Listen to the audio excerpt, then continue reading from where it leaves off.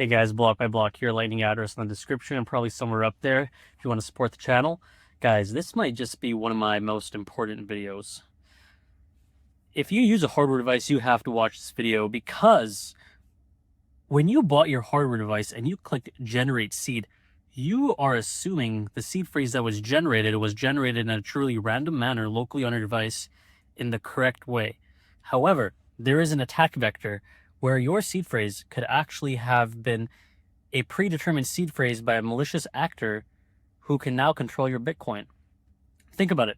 This attack, this compromise can happen on multiple levels. It can happen in production where you have rogue employees who are swapping out hardware devices or loading them up with malware. Or it can even happen in the supply chain because as more people learn about Bitcoin, they're starting to recognize what these devices are. Before, people might have just thought, oh, that's a weird looking USB or calculator. But now people are realizing what it is, and your hardware device could be swapped, it could be compromised, and you could be generating a bad seed phrase and lose the entirety of your Bitcoin. I'm going to give you 3 steps to completely circumvent this.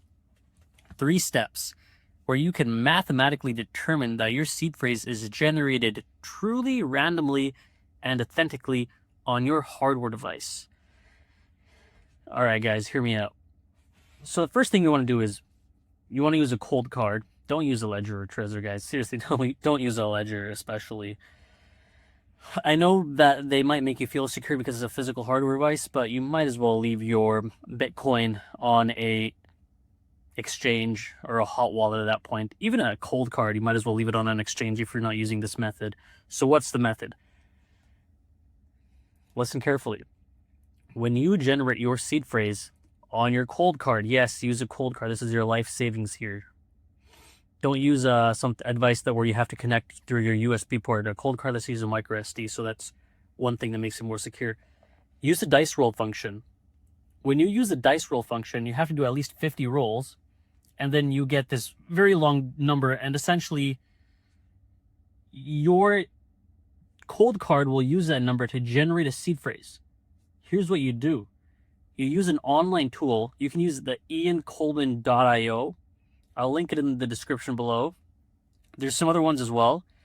You enter those same dice rolls into the online tool, and the seed phrase your cold card generates has to match the seed phrase the online tool, Ian Coleman's tool, generates. Because basically the dice rolls, the number you get is converted into a very long binary number, which undergoes some technical steps. You know, you hash it, you got to check some. Don't worry about it, guys. I can make another video on it if you want, or you can research it yourselves. But basically, it uses the BIP39 protocol to turn your dice rolls into a seed phrase. Your seed phrase, if it does not match the online tool, you're in trouble, guys, because that means your cold card is generating a seed phrase that is probably a predetermined seed phrase, and you have a compromised cold card. Also, make sure to double check that if you're using Ian Coleman's tool, you check the box that says base 10. That's what cold card uses to generate. I think on some other tools you have to check. There's another option where it says like dice 1 to 6, but for Ian Coleman's tool you got to use base 10. Anyways, that was just an aside.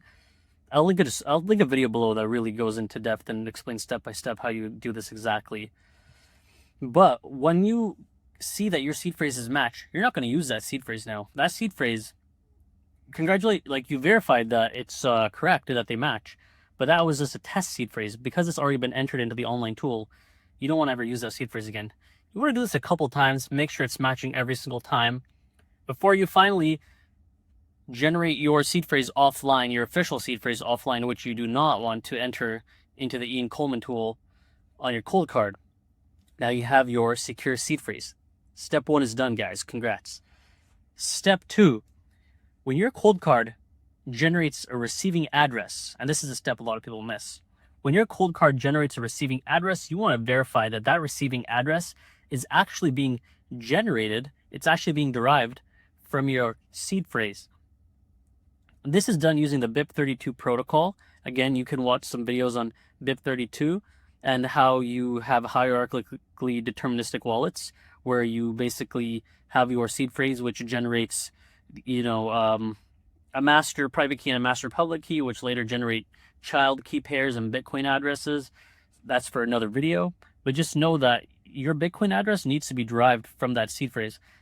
An easy way you can test for this, now there is a way on the Ian Coleman tool where it will show you a set of Bitcoin addresses and the derivation paths for how they were derived from the seed phrase. But an easier way is, guys, send a bit of Bitcoin to one of your test seed phrase addresses. Just a little bit. Send it, wait for some confirmations, and then restore that seed phrase wallet on a hot wallet somewhere or wherever you want, and see if that Bitcoin is there and see if it's been sent to that receiving address. Now, if it's there, it's obviously been sent to the receiving address. But this way, when you restore that seed phrase that was generated by your cold card and the Bitcoin that you sent to that receiving address that your cold card gave you, you restore that on another device. Now you've verified that the Bitcoin address the cold card is giving you is actually derived from your seed phrase. There is another attack vector where the cold card could generate the seed phrase authentically, but the Bitcoin address just shows you could be a hacker's Bitcoin address. Now, guys, this is a bit paranoid and is highly, highly unlikely, but you always want to do your cold storage in the most trustless manner possible. There's no middle ground.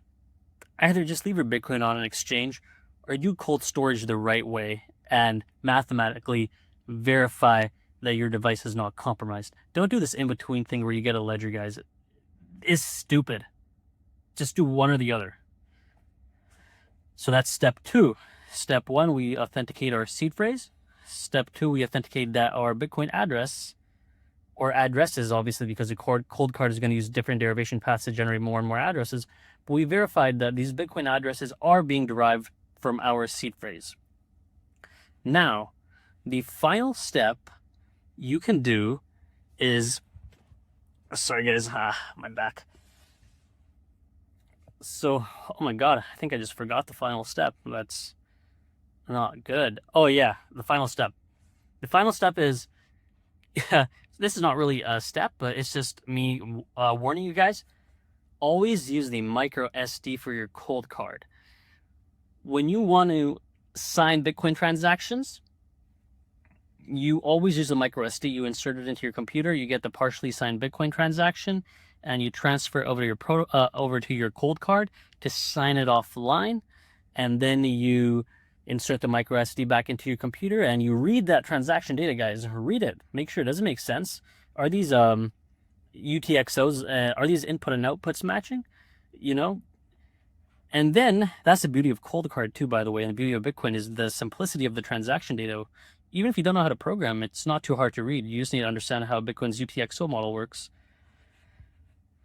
Verify the transaction data before broadcasting it, and always use a micro SD card. That is the last thing. If you do these 3 things I mentioned, you're bulletproof. You're ahead of the game. You are actually doing cold storage properly now. All these other people using their ledgers and Trezors, guys, if you're going to buy a Trezor off Amazon, click generate seed, and you're just going to assume that this is a valid Trezor and it's generating the seed authentically, just leave your Bitcoin on Coinbase. It's the same thing. Also, the people that are like, oh, I'm going to look at a holographic sticker. None of these things matter. The only way to know is to mathematically verify through these methodologies I gave you. Looking at the packaging, looking at the holographic sticker, posting on Reddit, hey, my package arrived like this. Does this look legit?